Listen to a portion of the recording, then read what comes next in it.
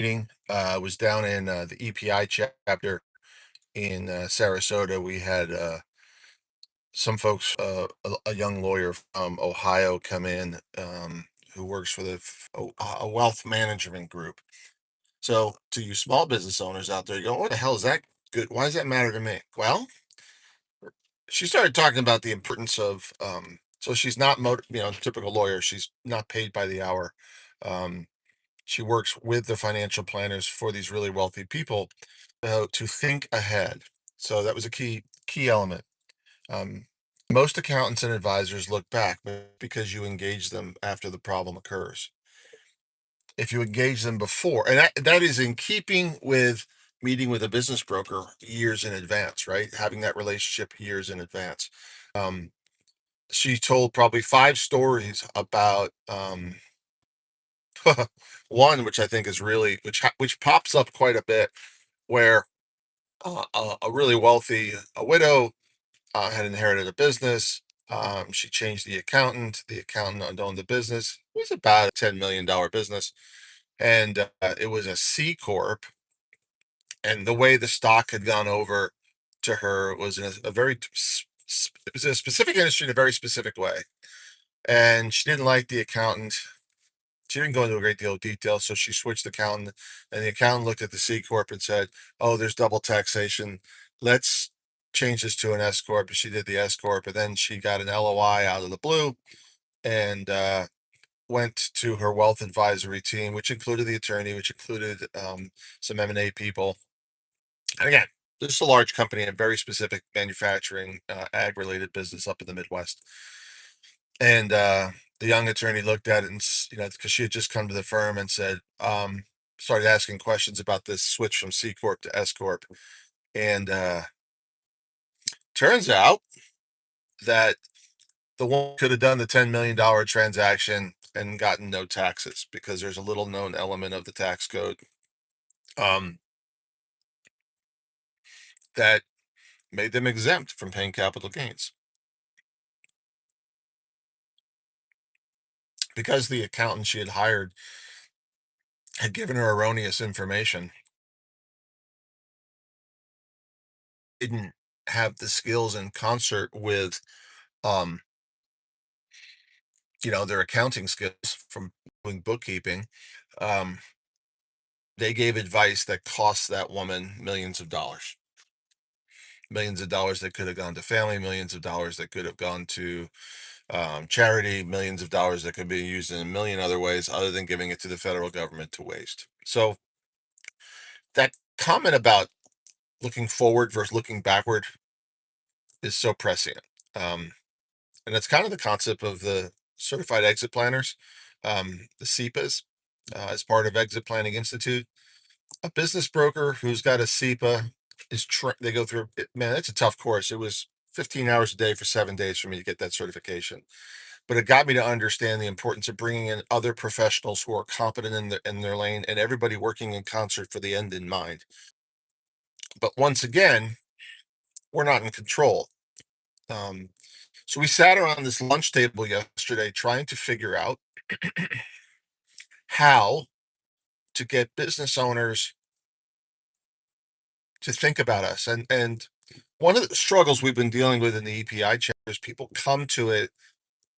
some people come to it thinking it's an opportunity to get business, and we've had to throw them out of the organization because business owners business owners feel like they're being nobody wants to be sold, and business phone owners feel like they're being transacted on, and it takes a special kind of person who looks long term.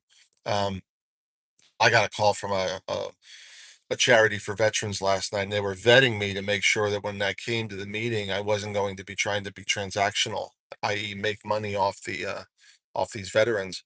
And I said, no, it's not how I do business, and I'm involved in several other charities for that purpose, and I believe in karma. But back to this lunch I had, we talked for an hour after dinner or after lunch, trying to figure out how do we get the message to the owners, and at the end of it we came to the conclusion that all we could do is um, put out the message one by one, person by person, and throw it out there.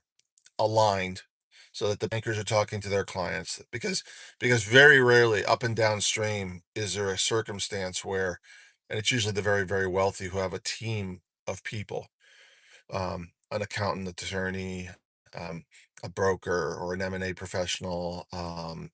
There's a the bigger your company gets, the it could be up to 10 people in a room helping a larger family trust move through the transaction. When you go downstream, there's less problems. You need less people. Types are far less complicated. But the lesson of planning forward is still critical, absolutely critical. Um, and I would say 99% of the time, what I deal with is the consequences of only looking backward. The business owner who doesn't have, yeah, I'm an old man. Sorry, just trying to be current, brother. Um, you know, the message is, so how does this cascade? So I'm not dressed normally today.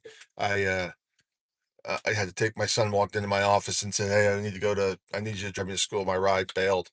So I just slapped on a hat and I'm going. But as we're driving, I told him to look at me because he's on his phone playing the game, and I said, um, "Hey, dude, I need you to pay attention to me." About 6 months prior, I sent all my kids a text message with all the apps I wanted to download, specifically all the AI apps, and I wanted them to start um, working with those tools and get learning. And he just ignored it, as you expect a 14-year-old to do. Today, you know, I pulled him aside. And I said, "Look, I need you doing this now." He's like, "School doesn't want me touching it." I'm like, "School's behind the times. School is based on what happened in the past." And then occurred to me that the lesson of looking backward versus looking forward was in my mind when I was telling him this. I said, "Son, you can learn now and there's no cost. You can hone your skills now and there's no cost." His sister, who's home from college, she goes to High Point University and she's on a computer and she's interning at an architectural firm. And she just spent the last week teaching a 65-year-old architect with 30 years of service how to use a technical program that now exists because he's still using pen and paper to draw buildings, because he never kept his skills up. And when you're an adult or a business owner and you're living in the world and you got bills, your time gets constrained by all the American dream bullshit, the have a house, have a mortgage, get a job, your wife, being present for your kids, all these burdens that are put on you. So your ability to flex and and get work done, and work on your own craft and skills is mitigated. You have to end up making choices. So I said, now's the time. While you're 15, you got a runway of 10 years to become wildly skillful in artificial intelligence. So just start learning what it can do, learn how it thinks. And then your learning curve will not be so steep as you start to get into the workforce. No matter what you do, you'll be able to deploy it to make your life easier and to work faster. I think that's a lesson everybody should use. Do not wait for change to happen. Make choices about how you spend your time during your day. Um, I've got time to get a message. I'm getting some hate on here. That's fine. Um, and I'm throwing some thoughts out there because I don't have any other way of communicating with business owners. The hope is that, you know, the AI gods and the systems take the content that's put out there, um, pull back to the meta descriptions of my profiles, and it has an impact on my rankings. I believe that's how the systems work. The analytics have been bearing out that way. But more importantly, the time you spend honing your craft on new technology before it becomes of urgency, wildly important. Have a good one.